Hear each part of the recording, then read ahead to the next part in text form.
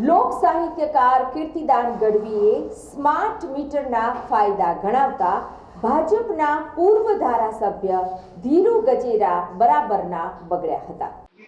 ગુજરાતમાં સ્માર્ટ મીટરના મુદ્દે તીવ્ર ચર્ચા ચાલી રહી છે। સ્માર્ટ મીટર મુદ્દે ચાલતી તીવ્ર ચર્ચામાં કીર્તિદાન ગઢવી પીજીવીસીએલના સ્માર્ટ મીટરને લઈને એક વિડીયો જાહેર કર્યો હતો। લોકગાયક ગઢવીએ પોતાના વિડીયોમાં સ્માર્ટ મીટરને ફાયદાકારક ગણાવતા કહ્યું કે ગુજરાતમાં પીજીવીસીએલ દ્વારા સ્માર્ટ મીટરનું લોન્ચિંગ થઈ ગયું છે। આ વિશે અમુક લોકો અફવાઓ ફેલાવે છે કે તમને નુકસાન થશે। એક જાગૃત નાગરિક તરીકે કહું છું કે સ્માર્ટ મીટર તમારા હિતમાં છે। લોકોની ખોટી અફવાઓથી દૂર રહેશો।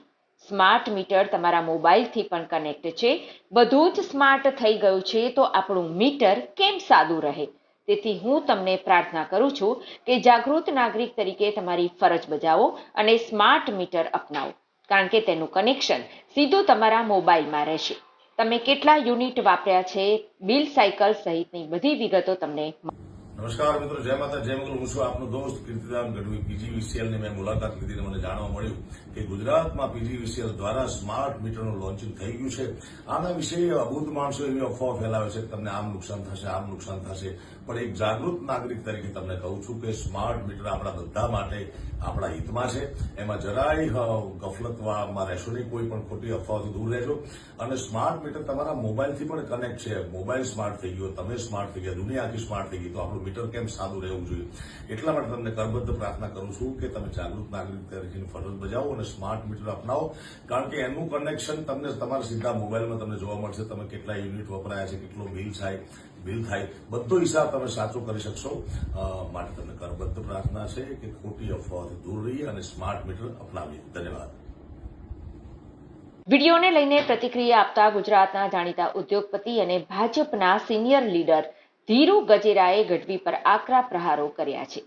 તેઓએ એક વિડીયો જાહેર કરતા કહ્યું કે કીર્તિદાન ગઢવી પ્રજાની સમસ્યાઓ પર ક્યારેય બોલતા નથી, પણ જ્યારે સરકારને સપોર્ટ કરવાની વાત આવે ત્યારે તરત જ સામે આવે છે।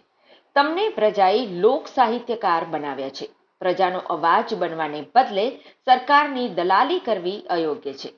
તમારે પ્રજાની સાથે ઊભા રહેવું જોઈએ, નહીં કે સરકાર માટે ભાષણ આપવું જોઈએ। સ્માર્ટ મીટર મુદ્દે ગુજરાતમાં ઘણા વિરોધ થયા છે। લોકો વીજ બિલમાં વધારા અને ટેકનોલોજીના દુરુપયોગને લઈને ચિંતિત છે। જોકે સરકાર સતત દાવો કરી રહી છે કે સ્માર્ટ મીટર રાજ્યના હિતમાં છે અને તેમાં કોઈ જ ખોટ નથી। કીર્તિદાન ગઢવી અને ધીરુ ગજેરા વચ્ચેના આ ટકરાવે આ મુદ્દાને વધુ ગરમાવ્યો છે।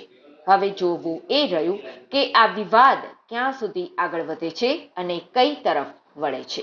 સ્માર્ટ મીટરના ફાયદા હોય કે ન હોય એ મને ખબર નથી, પરંતુ ગુજરાતના સાહિત્ય કલાકાર કીર્તિદાનભાઈ ગઢવીનો વિડીયો ગઈકાલના દિવસમાં એક વાયરલ થયો, ત્યારે મને એમ થયું કે આ લોક કલાકારે ગુજરાતની ભોળી પ્રજા માટે મોરબીનો કાંડ હોય, રાજકોટ કાંડ હોય, ખ્યાતિ કાંડ હોય કે સુરતની તકસીર હોય કે બરોડાની ઘટના હોય કે ગુજરાતની અસંખ્ય કુદરતી આપતી હોય કે અન્ય આપત્તિઓમાં ક્યારેક કીર્તિદાનભાઈ ગઢવી ગુજરાતની પ્રજાનો અવાજ બનાવ્યો એવું મને ખ્યાલ નથી।